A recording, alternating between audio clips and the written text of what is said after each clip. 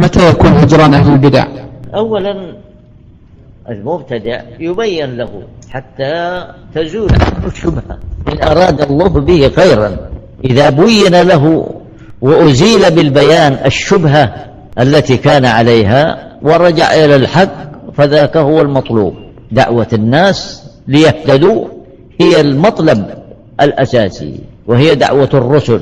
وإن أبى وأصر على بدعته فإما أن يكون داعيا لها أو متكتما عليها، فإن كان كاتما لها لم ينشرها وهو ألحق الضرر بنفسه وسلم الناس من شره. ينصحه من علم أو غلب على ظنه بأنه صاحب بدعة، يواصل النصح له ليرحم نفسه.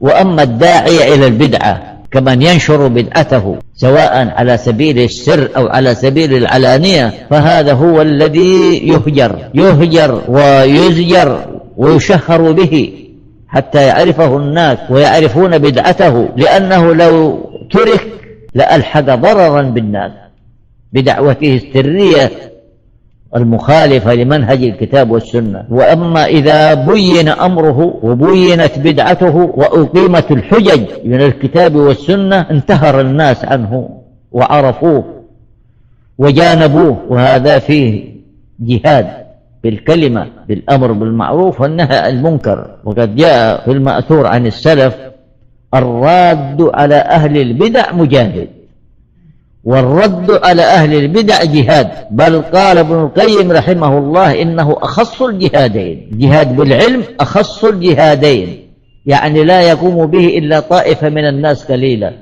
وهم من أعطاهم الله شيئا من العلم والصدق والإخلاص والاحتساب، فهو يجاهد طوائف من الناس متعددة، يجاهد به الكفار يدعوهم بالقرآن والسنة ويقيم عليهم الحجج، ويجاهد به المنافقين بإقامة الحجج والبراهين ويدعوهم إلى الإخلاص والصدق مع الله عز وجل في التعامل ومع الخلق، ويجاهد به أهل البدع والضلال، وهم يستحقون الجهاد دائما وأبدا لأنهم يدعون الناس إلى الخطأ والباطل باسم الإسلام. ويجاهد به أهل كبائر الذنوب ليتوبوا إلى الله عز وجل وينزجروا. ويجاهد به عامة الناس حتى المؤمنين يحتاجون إلى جهاد بالتذكير والترغيب، وليس أدل على ذلك من فعل النبي صلى الله عليه وسلم ووعظه لأصحابه بين وقت وآخر، ووعظه لهم على المنبر